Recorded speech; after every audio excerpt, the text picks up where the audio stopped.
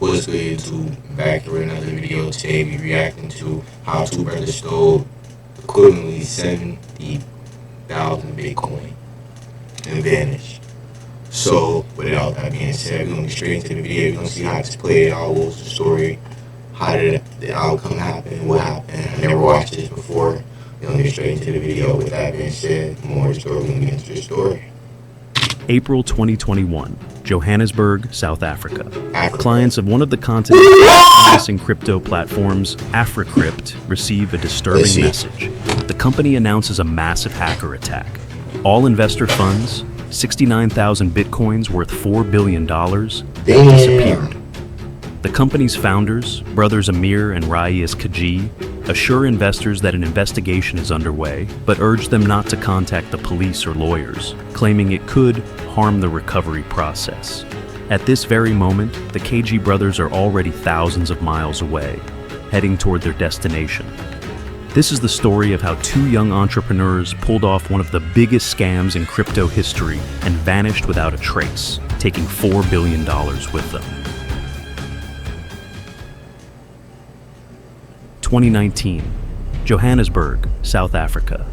Amir and Raiz Kaji, young, ambitious, and confident.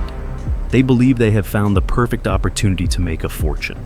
The brothers create AfriCrypt, positioning it as a revolutionary platform that uses artificial intelligence for automated Bitcoin trading. The promises sound fantastic: 10% profit per day. This means that investors can double their money in less than a month. The offer attracts wealthy investors. In South Africa, cryptocurrency is becoming a popular investment tool, and everyone wants to be part of the crypto revolution. Rapper Nasty C promotes AfriCrypt on social media, urging his followers not to miss the biggest investment opportunity of the decade. Footballer Benny McCarthy, one of South Africa's most famous players, also invests part of his earnings into the promising startup. Actress Charlize Theron, long interested in finance, decides to allocate part of her earnings for investment. Even members of the ruling ANC party start taking an interest in the platform, seeing it as the future of the financial system. The Kaji brothers become stars. Their lives turn into an endless luxury spree. Lamborghini Aventador, Rolls-Royce Ghost, Ferrari. Their car collection impresses even the wealthiest people in the country. They buy mansions, attend exclusive parties, and are featured in financial publications that call them the new leaders of the African financial market. So they committed a legal scam. Facade lies a very different reality. In reality, AfriCrypt is not engaged in any trading. All the money investors deposit simply accumulates in cryptocurrency wallets controlled by the KG brothers. No algorithms are working. There are no automated strategies. Payouts to early investors come only from new deposits. What seems like a breakthrough financial platform is in fact a classic Ponzi scheme. Every day, hundreds of millions of dollars in Bitcoin pile up in AfriCrypt's accounts. To create the illusion of success, the brothers continue attracting more clients through aggressive marketing. They talk about plans to create Africa's first crypto bank and announce the launch of their own cryptocurrency, AfriCoin, which they claim will outshine both Bitcoin and Ethereum. But there is one problem. If clients start withdrawing money en masse, the system will collapse. The KGs realize this and begin preparing for a grand exit. First, they need to discreetly transfer most of the assets to their own accounts. Next, they must find a country for a safe escape. The third step is creating a false narrative. Simply shutting down the platform will not be enough. They know that investors will demand their money back, and authorities will launch an investigation. So, they come up with the perfect way to avoid responsibility. They stage a hacker attack. Now, they just need to choose the right moment to disappear. April 2021. AfriCrypt investors log into the platform as usual to check their balances. But this morning, something is off. Transactions are freezing, and with This week, we're hosting a free trading and investment workshop right here in Scottsdale. Inside this workshop, withdrawals are unavailable. At first, it seems like a technical glitch, but with every passing minute, the situation becomes more suspicious. A few hours later, AfriCrypt sends an official letter to its clients. It states that the company has suffered a massive hacker attack. All assets have disappeared, and any contact with the police or legal firms could jeopardize the recovery process. Instead of reassuring investors, this announcement only fuels their panic. The first thing defrauded investors do is try to contact customer support, but all phone numbers that used to answer instantly are now silent. The AfriCrypt website is gone. The company's building, which investors imagined as a high-tech financial center, turns out to be a small, ordinary house. No servers. No signs of an actual tech company. Those who understand blockchain begin analyzing transaction movements. It turns out that in the weeks leading up to the hacker attack, large sums started being withdrawn from AfriCrypt's main wallets. At first, these were small transactions, but as the date of the scam approached, they became increasingly larger. The money was not withdrawn directly to regular exchanges where it could be easily tracked. Instead, the bitcoins were first passed through Mixer's special services that shuffle cryptocurrency among thousands of different wallets, making it almost invisible.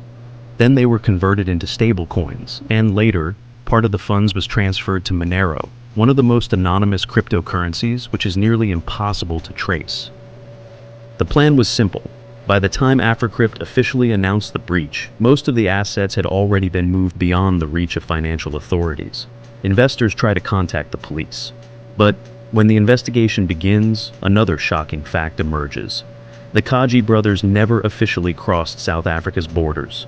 According to passport control records, they were not among those who left the country. No airline tickets, no travel records. They vanished without a trace. This could mean only one thing. Their escape was carefully planned in advance. Later, investigators discovered that a week before the hacker attack, employees at AfriCrypt, who had access to financial systems, one by one lost their login credentials. They could no longer log in, check balances, or make transactions. Access was revoked without warning, and only the KG brothers had full control over the platform. The investigation expands internationally. Investors who lost their funds take action. Honeycomb Attorneys files an official complaint with law enforcement, demanding an immediate investigation and the return of stolen funds. South African police launch a case, but quickly encounter a problem.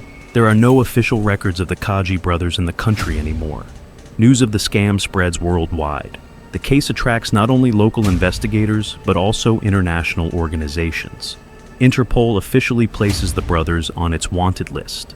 Soon it becomes clear that the Kaji brothers had been preparing for their escape long before their disappearance.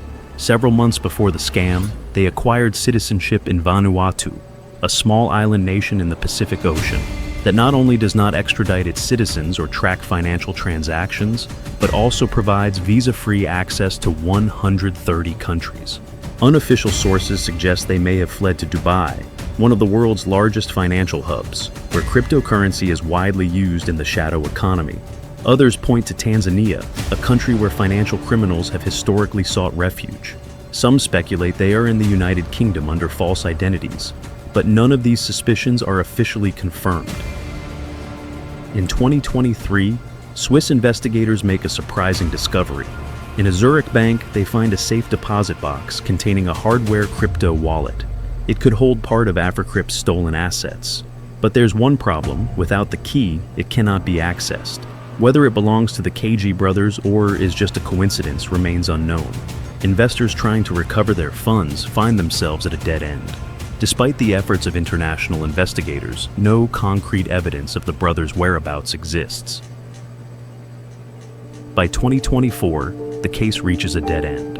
The South African Financial Sector Conduct Authority makes an official statement. Since AfriCrypt was never registered as a financial institution, the government has no legal grounds for investigation. This means only one thing: no one will be held accountable. So, will the brothers ever be found? Or have the $4 billion permanently disappeared into the hands of scammers? No, they ain't getting that money back, bro. I'm sorry to say. AfriCrypt got y'all. But anyways, if y'all like the video, subscribe. I will drop this guy's link in the description as I do all videos. If you like the video, subscribe. If you hated the video, subscribe. Actually, matter of fact, if you hate the video, then just click on. Fuck you. No, I'm just playing. But anyways, with that being said, I'm finna edit this video. I'm finna get out of here because I'm tired. It's about 11 o'clock. I just flamed up a wood And what I'm finna say, I'm finna drop this video tonight. Then I might make another video, but before I make another video, I'm gonna drop this video. I don't want to just be sitting on top of hella videos, because then it's like kind of hard to get that shit out. But anyways, I'm out. I don't want to do too much talking. Without further ado, man, we gonna see y'all in the next one.